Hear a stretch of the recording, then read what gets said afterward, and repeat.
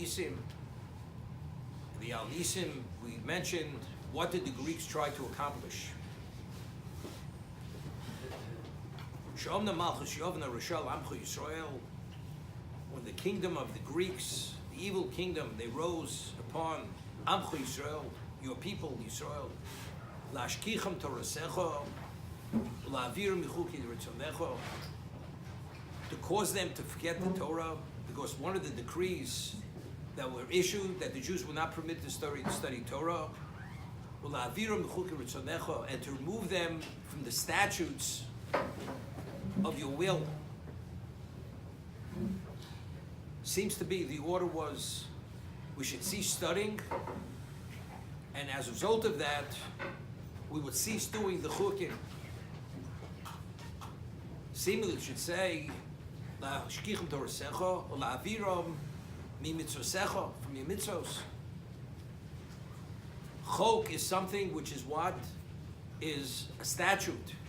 It's an irrational law. It's something which we can't even come upon through any rational or logical basis. We accept it because it's the Dvar Hashem, because it's the word of Hashem. That's something which they cannot tolerate. As it says, circumcision, if a person is born uncircumcised, what are you mutilating the body?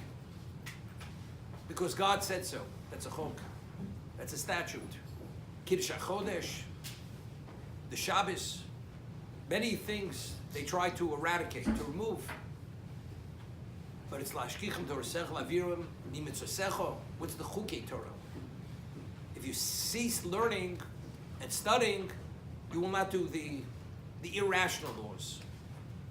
Seems to be that if a person studies, you're touched in a way that even something which rationally we cannot come upon, we accept it because we sense its value, because we're Jews, because it's the will of Hashem.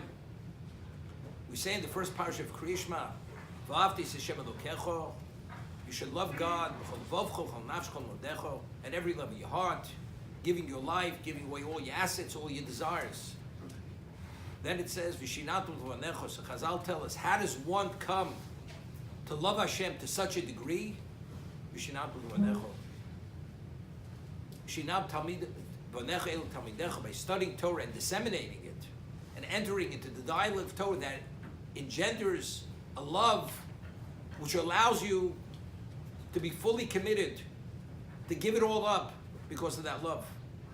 So there's something innate in Torah that activates this love within us, that even the chok, knowing that it's the word of Hashem, that's sufficient. We don't need it. It's irrelevant.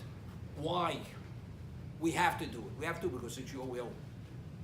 To accommodate and to do your will because of the love that we have for you. As it says in Chazal, that love is reciprocal. One loves one who knows that the other one loves him. So how do we appreciate that God loves us? Only by understanding, by touching something within us that we can love him. By studying the Torah, it gives us an understanding of what he provides for us, to what degree he's our benefactor, to be appreciative. We make all our requests in Shemon Esrei, in the Amidah, and we conclude and we say the Modim. And what's the Modim? Modim Shatohu Hashem Elokeinu. First we give thanks that you're our God. That's the first thanks. Could you imagine the creator of existence? He chose us to be his people. You're our God. You take a personal interest in us. This is the ultimate. And then the miracles, we speak of everything else, but that's all secondary.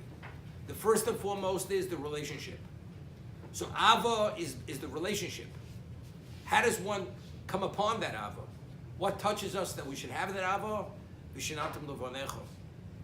Therefore, the Greeks understood this, that the Jews themselves, what is their connection to God? That's Limud HaTorah, it's the study of Torah. So first thing is Lashkichim Torasecho. They want us to cease studying, that we should forget the Torah. Once we forget the Torah, there's no longer Chukecho. Because the only way one is able to accept something which is not logical and not rational is only it's based on the relationship. And that's what they try to accomplish. Chazal tell us in Eicha Rabbosi that if during the Churban Abayis, if the Jews would have only studied Torah, Halavai Osi Yozovu Torasi Shamaru, I would have hoped that even if they would have abandoned me, but if they would have continued studying the Torah, there's an enlightenment in Torah which brings the Jew back. The Torah touches something, ignites the Jew, touches the Jew, and that allows the Jew to come back. That's Morshel Muta, puts him back on the right track. You know, in the vernacular today, the Pintel Yid, there's something within the Jew. It's a tiny, tiny spark. But that spark, if it's touched the right way, it's ignited. And it totally engulfs the person and motivates the person. And what is that? What activates that spark and inflames it? That's the Torah itself. And the Greeks understood this, and therefore they tried to eradicate it from us.